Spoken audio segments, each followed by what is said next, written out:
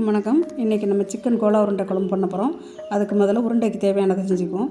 ஒரு மிக்ஸி ஜாரில் கொஞ்சம் சோம்பு போட்டுக்கிறோம். ஒரு 400 கிராம் எலும்பில்லாத சிக்கன் போட்டுக்கிறோம். மேலே ஒரு முட்டையை பொத்தி ஊற்றி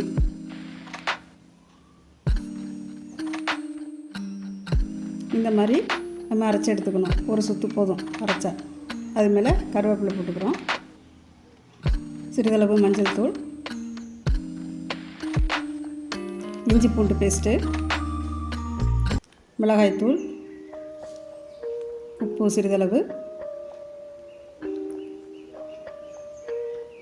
தேங்காய் பூ கொஞ்சம் திருகி வச்சுருக்கிறது கொஞ்சோண்டு தேங்காய் பூ கொஞ்சம் போட்டு அதை முதல்ல நல்லா பிசைஞ்சிக்கணும்.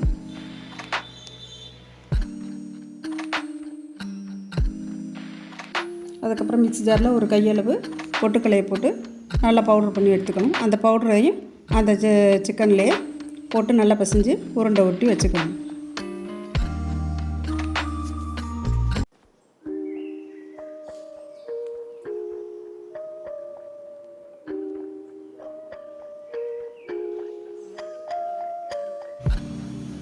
இதுக்கு தேவையான பொருள், குழம்புக்கு தேவையானது கருவேப்பிலை, இஞ்சி பூண்டு பேஸ்ட்டு, தக்காளி, தாளிக்கிறதுக்கு பட்டை, அன்னாசிப்பூ, பாசி, கிராம்பெல்லாம் எடுத்துக்கணும். சீரகம், சோம்பு,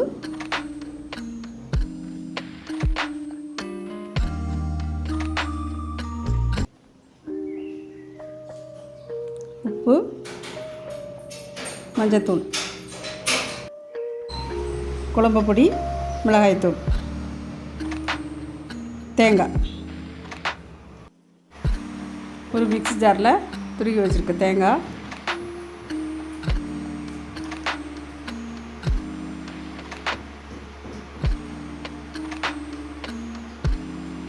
சீரகம் சிறிதளவு,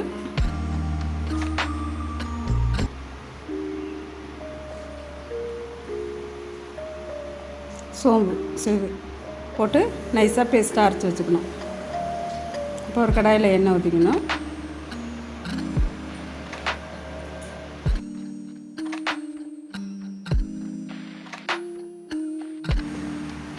இப்போ தாளிக்கிற பொருள் பட்டை, கிராம்பு, பாசி, கிராம்பு எல்லாத்தையும் போட்டு பொரிய விடணும்.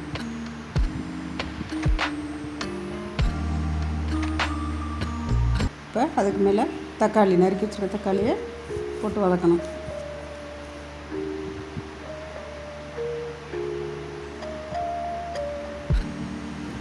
தக்காளி வதங்குற சிறிதளவு உப்பு போட்டுக்கிறோம். உப்பு போட்டு நல்லா வதக்கிக்கிறோம்.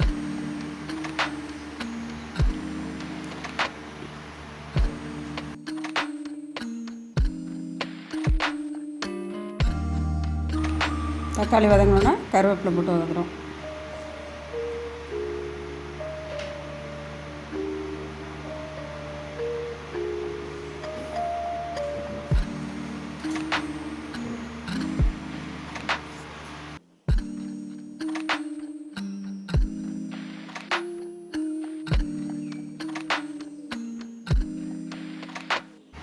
தக்காளி வதங்கணுன்னா இஞ்சி பூண்டு பேஸ்ட் போட்டு வதக்குறோம்.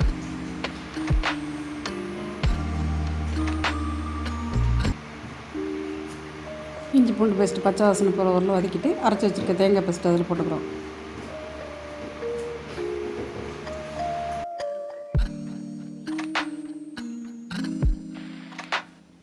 இப்போ குழம்பு பொடியும் 3 டேபிள் ஸ்பூன் போட்டுக்கிறோம்.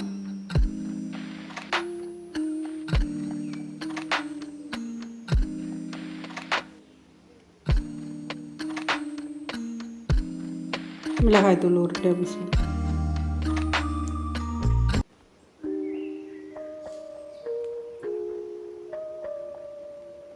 தண்ணி ஊற்றி குழம்பு தேவையான பதத்துக்கு கரைச்சி வச்சுக்கிறோம்.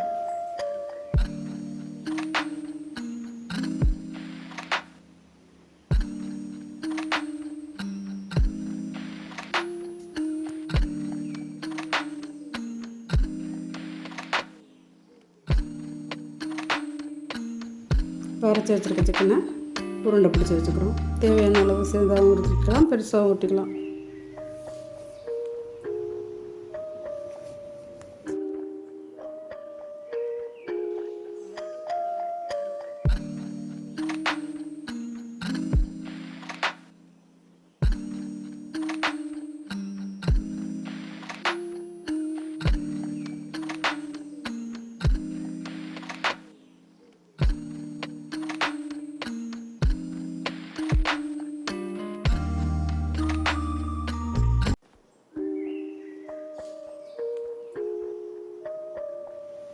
குழம்பு அடுப்பில் வச்சு நல்லா மளமளன்னு கொதி வந்தோடனே தீயை குறைச்சிக்கணும்.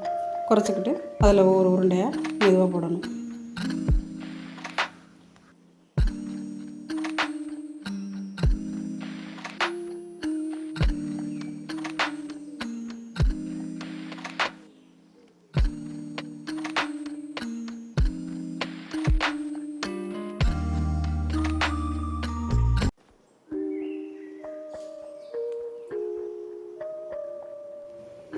உருண்டையெல்லாம் மேலே வந்த பிறகு கொஞ்சம் தீயை கூட வச்சு குழம்பு நல்லா திக்காக கொதிக்க வச்சு எடுத்து வைக்க வேண்டியதுதான்.